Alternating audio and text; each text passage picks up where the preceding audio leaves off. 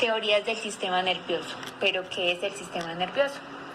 Es una red de nervios y células que son mensajeras desde el cerebro y la médula espinal a las diversas partes de la carrocería. Este está incluido por el central y el periférico. Durante la historia vemos una técnica y apariciones de hechos aislados de cautivar la atención de los biólogos, quienes se creen que poseen toda la verdad, pero no es así, pues se alejan del campo experimental. La teoría de las neuronas es una de las doctrinas biológicas más importantes del siglo pasado, después de la microbiana de Pasteur, que es la teoría de las enfermedades infecciosas. Cuando se habla de las teorías del sistema nervioso, la pregunta que se presenta es ¿de dónde es y para qué esta naturaleza del agente nervioso?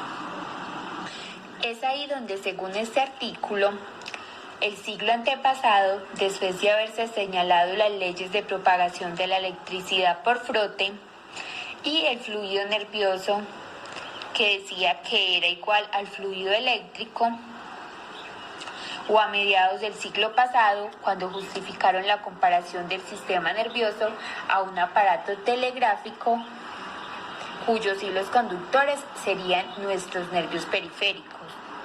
Y se puede decir que es una buena manera desde el punto de vista de la centralización y reparto del agente nervioso. Aunque los nervios no son mejores conductores de electricidad que los demás tejidos. Un ejemplo muy claro sería que cuando se cortan dos nervios y se juntan las dos puntas, la corriente nerviosa no pasa, mientras que con la electricidad se transmite por dos hilos conductores. Otra teoría para este ejemplo sería que la intensidad de la corriente eléctrica es igual en todo el trayecto del alambre conductor, mientras la corriente nerviosa aumenta la intensidad y forma bolas de nieve al propagarse.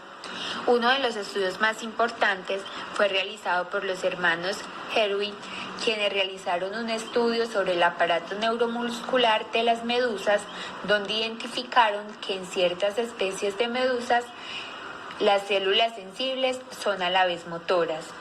Otro estudio importante surgió en el año 1871 por Geßler con su método por el cloruro de oro. Formuló su teoría, que por mucho tiempo fue adoptada en la ciencia. Para él únicamente la célula motora tendría ese prolongamiento que se continúa con la fibra motora. Las fibras sensitivas dimenarían de un retículo que se encuentra en todo el trayecto de los centros por los prolongamientos protoplasmáticos de las células. Ramón Cajal solo aumenta al mínimo ácido oxomático en la mezcla del método de esterilización rápida y en el método de aplicación.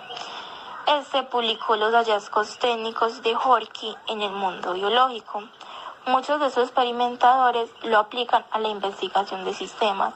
Esto es básicamente evidencia anatómica de la teoría celular, que solía ser por Meiner, Wundt y Nansen, quienes fueron los fundadores de la embriología en 1883, mantenido por Forel en nombre de la psicofisiología en 1887. Según muchos de estos sabios, la conducción nerviosa no se ejerce en ningún sentido. Esta se verifica las dendritas desde la periferia hacia el centro, es decir, con el cuerpo como centro. Este es un cilindro, es decir, actualmente desde las dendritas hasta los azones a través del cuerpo del nervio. El nervio sigue la misma dirección. La teoría de las neuronas también proporciona orientación y estimulación para todos. La física, la química y la maquinaria son objeciones poderosas. Estas son planteadas por Kolliker, Lennox y Cajal. Estos tienen plasticidad para las neuronas. En 1890, Winterstein tenía una gran reputación en la anatomía. Este alemán publicó un libro sobre la deformación de células. Este se llamó El movimiento celular del crustáceo transparente en el cerebro. Todo elemento que funciona como una fibra muscular une la célula glandular y activa considerablemente los cambios nutritivos y se acompaña de una turgescencia y de un aumento de volumen tanto mayor cuanto más trabaja.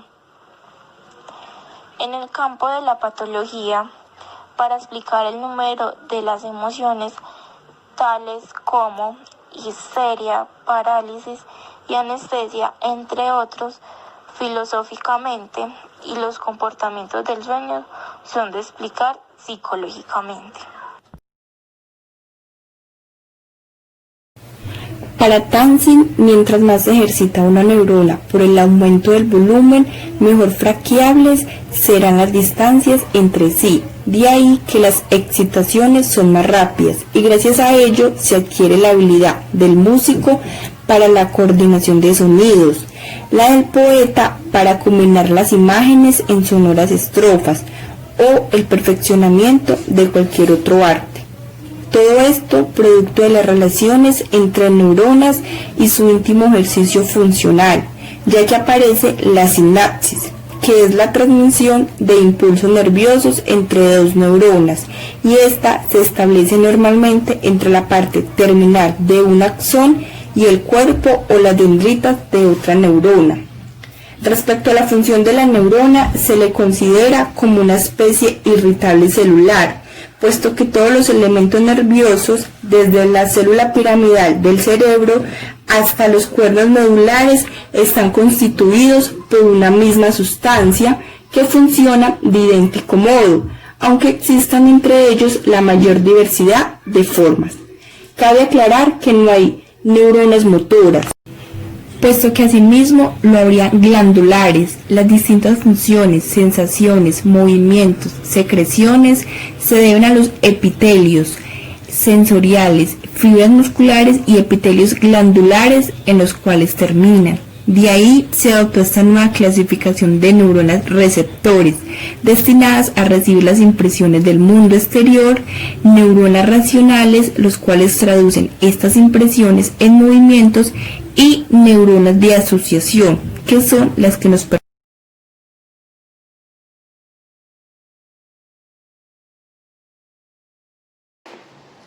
Veamos cómo se presenta la célula nerviosa sometida a otras técnicas.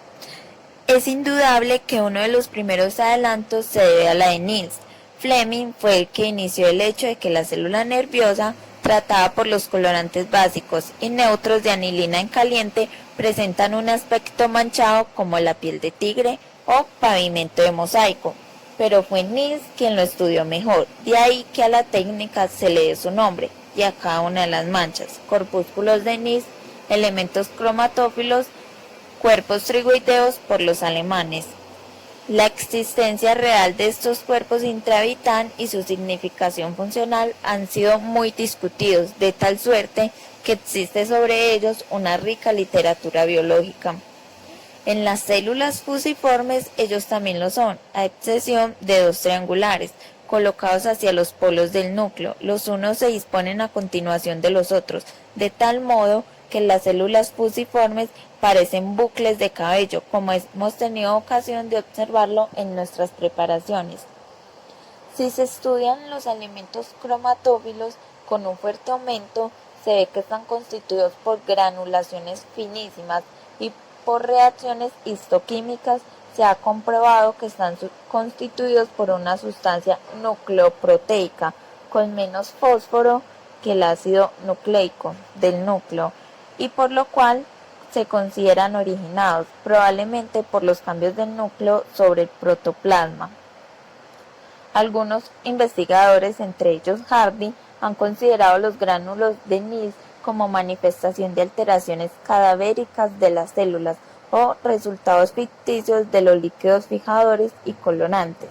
Se agrega a esto el que Hell no haya podido colorar las células vivas por el azul de metileno. Por numerosos ensayos hechos en el Laboratorio de Histología en el Instituto Pasteur de Caracas, en la médula de buey, hemos podido confirmar que los gránulos trigoideos no dependen de los fijadores y colorantes. Tenemos que dar primero idea a una modificación que hemos llevado a la técnica de NIT, descrita en los tratados del modo siguiente: cortes de centros nerviosos fijados en cualquier medio, formol, alcohol, líquidos bioquímicos, son tratados por una solución de azul de metileno y fusina ácida en caliente durante algunos minutos, se descoloran en alcohol de aceite de anilina y se montan en bálsamo conforme a las reglas habituales.